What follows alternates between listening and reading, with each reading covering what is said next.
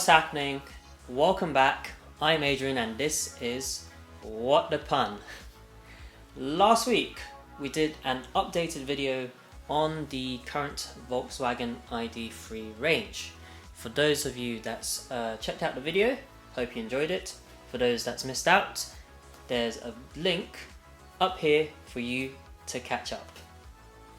In this week's video, we will be looking at an alternative to the ID3.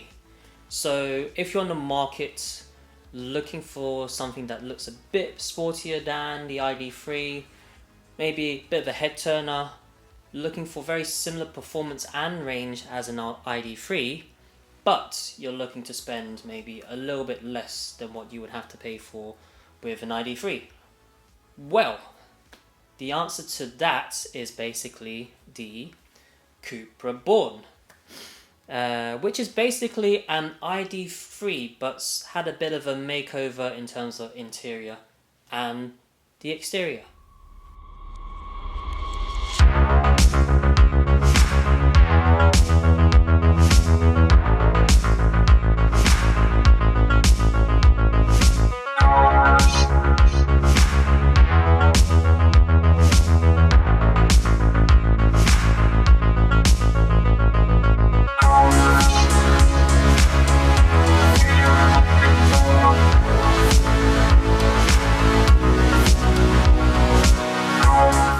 The launch models of the Cupra Born offered in the UK will start from £33,735. These initial models will come fitted with a 58 kilowatt hour battery, so like the ID3 offers 204 horsepower with an estimated range of around 260 miles, so very similar to the ID3 with the same battery.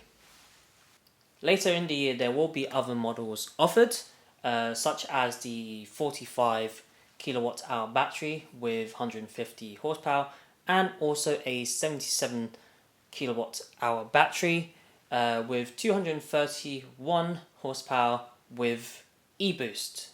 Yet to confirm what that is, e-boost. But yeah, prices for these other models coming later, they're basically yet to be confirmed. In terms of the difference with all the launch models offered in the UK, you have three different trim options: the V1, V2 and V3.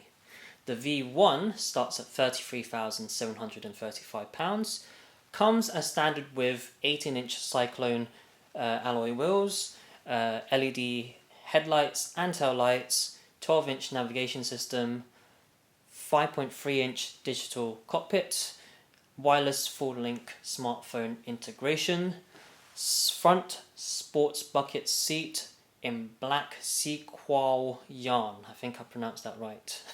No idea what sequoia is, but I think that's just what the terminology is for the materials or design they use for that particular seat.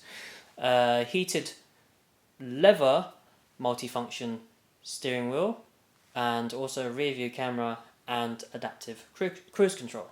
Next up, the V2 trim, priced at £34,190, comes with everything I mentioned with the V1 trim, but comes instead with the following: 19-inch Typhoon machined alloy wheels, dark tinted rear windows, heated front seats, augmented reality heads-up display. And lastly, the V3 trim, which is priced at £37,375. The main difference being that the V3 comes with 20-inch Hurricane machined aero wheels. It comes with granite grey Dynamica seats. Yeah, seriously, manufacturers, please stop making weird funny names for seat trims, please. 12-way electronically adjustable front seats, pneumatically adjustable lumbar support and massage function. So yeah, the V3 trim sounds very luxurious in terms of the options you get and technological comforts. um, so as they are all fitted, the V1, the V2, the V3, they're all fitted with the 58 kilowatt hour battery. Performance is all the same and the range is all the same across all three. One thing to bear in mind, the Cupra Born does come as standard with sport suspension with DCC. DCC, which stands for Dynamic Chassis Control, basically allows you to change the drive comfort, the sportiness, the aggressiveness for how the car handles and drives through adjusting the suspension through different modes on the car. That comes as standard on the Cupra Born, whereas on the ID3 on some models it is not a standard option and it is an extra which starts from believe £1,155. So just let's put this into perspective. So if I was to configure an ID3 Life model with similar performance, so the 58 kilowatt hour battery at 204 horsepower, and spec it up exactly the same as what the base model Cupra Born would be. So that ID3 would basically come up to a total of £35,335. So basically almost a £2,000 sort of difference between the base model of the Cupra Born currently being offered in the UK. So you do basically save about £2,000 to have some of the features that the Cupra Born basically comes as standard with. Overall, what do I think? Well, in terms of looks, you can really see that the R&D team have really tried to make the Cupra Born look very different from the ID3. But when you look at the Cupra Born from, let's say, the side, the back, you can still distinctively see that it's basically an ID3. But don't get me wrong, I think it still looks very cool. And in terms of the styling, is very current in terms of the look a lot of the current new Cupras are going for.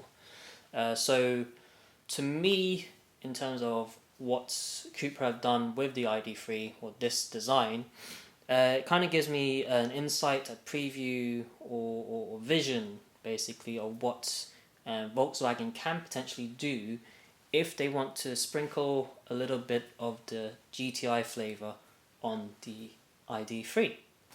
There are some online critics that say the Cupra Born, in terms of its design, may not age very well over time. So in comparison, like the ID3, because it's sensible, then over time it will still look perfectly fine. In the defense of the Cupra Born, I personally think it won't. Like, I feel like the design of the Cupra Born, it's only slight improvements or modifications of the ID3 to make it look a bit more sportier. So I personally feel like the design is nice, it's cool, it's only just a sportier upgrade from the ID3.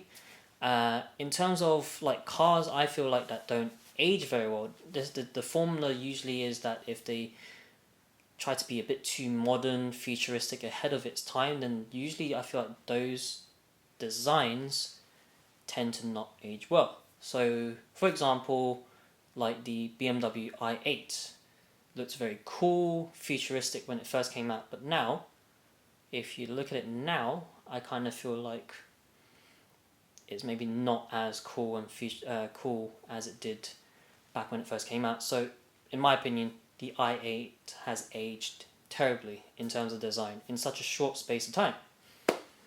The Cupra Born then. So I think it's a pretty good deal. The starting price is good. The car is well equipped and well specced, especially when you compare a similar spec'd ID3, which would cost roughly £2,000 more. The car, I think, looks cool. and I think it will suit an audience that's basically looking for a car which has a bit more sportier stylings instead of the more sensible ID3. Anyways, I hope you enjoyed today's quick and simple video on the Cupra Born, and I hope you found the information useful. Hopefully this would have got you thinking in terms of what you are hoping to look for in your new electric car, your first electric car, or your next electric car. So make sure, if you're not already a subscriber, to click on that subscribe button as well as the notification bell. For now, that's it for this week. I will see you next time. Take care. Bye bye.